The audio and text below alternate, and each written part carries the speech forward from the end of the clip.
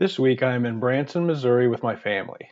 Every year, my parents rent a house on Table Rock Lake for an end of the summer family gathering.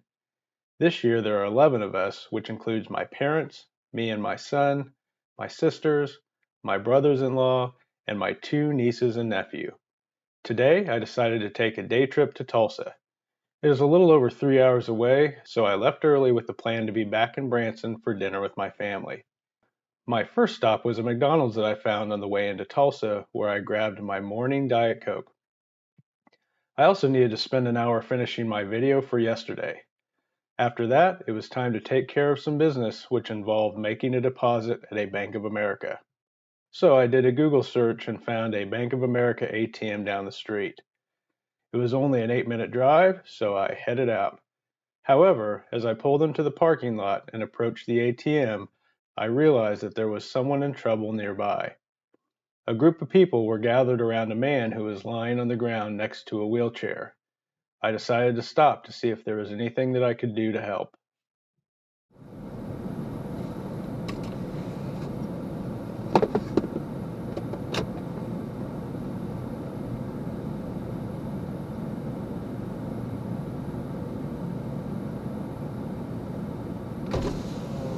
Is that guy all right? I think he had a stroke. Somebody call the ambulance? Yep. That's been probably 10 minutes. Really? He's shaking. You can see the look in his hand. You can tell his hand's probably already. But somebody called that long ago, huh? They should have been here. Police or something should have been here. I wish I had something, tennis or something, umbrella or something.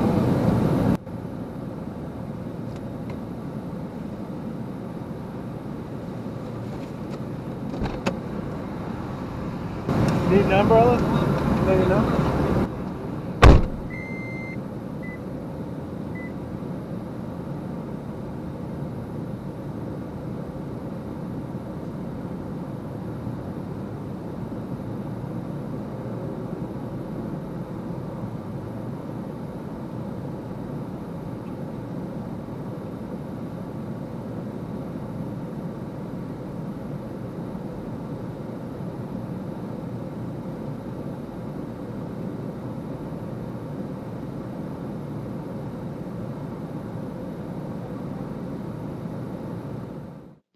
At this point, I am very concerned about the man's condition.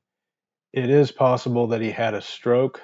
The Center for Disease Control warns that symptoms of a stroke are confusion, trouble speaking, trouble walking, dizziness, or loss of balance. And as the people around this man describe, he was in his wheelchair trying to go to the ATM in this parking lot when he started having convulsions and then fell face first out of his wheelchair onto the ground. He is bleeding from his head, which you can't see in the video, but he's bleeding pretty good out of his head. There's a small pool of blood on the ground. And he's looking at people, his eyes are open, but he has a very vacant stare, like he isn't recognizing anything, and people are asking him questions, and he is unable to be able to say anything or isn't saying anything, is not speaking.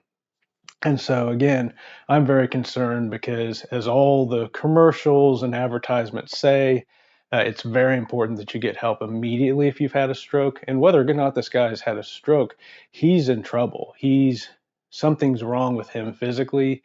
He's had some kind of a serious event, and he's now laying on the ground bleeding. So according to these people, there's different accounts on how long it's been since the first phone calls to 911 have been made, but it seems like the consensus is that it's been about 15 minutes since the first call. So to help keep track of things as this video moves forward, I'm going to start a timer that starts at 15 minutes. And then I'm also going to start a timer that starts at 5 minutes because I know as an absolute fact that I showed up about 5 minutes ago. So I know that the police had at least been called 5 minutes ago because somebody called before I showed up. But again, to all accounts, they were called 15 minutes ago. So I'll start two timers just so we can kind of see how long it takes for emergency services to get here and help this man.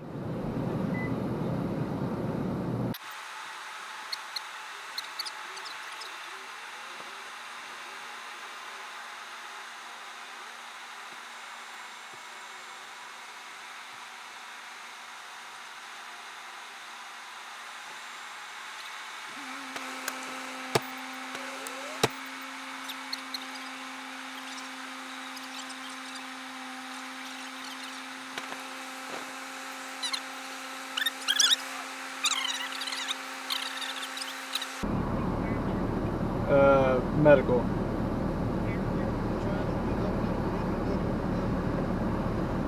Which of these streets? What are these streets? Admiral and Memorial?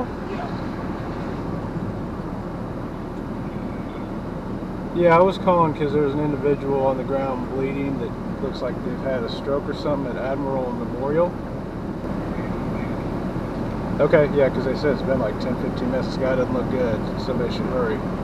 Sir, y'all need to do. Okay, thanks.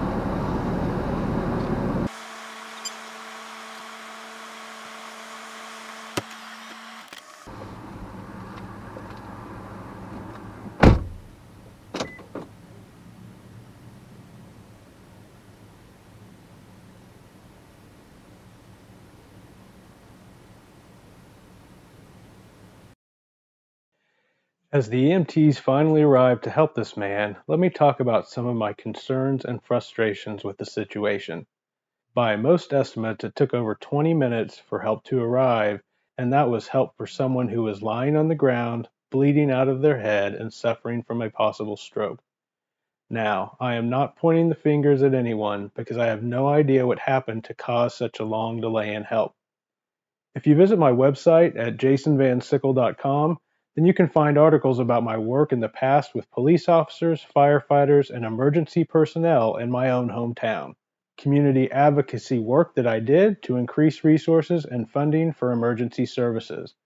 I advocated for emergency workers because they were stretched thin and needed more resources to provide adequate emergency services in the city where I grew up. I don't know if the police, firefighters, and EMS are underfunded in Tulsa, Oklahoma, but something went wrong today. While the ambulance was delayed, police and firefighters should have been called out.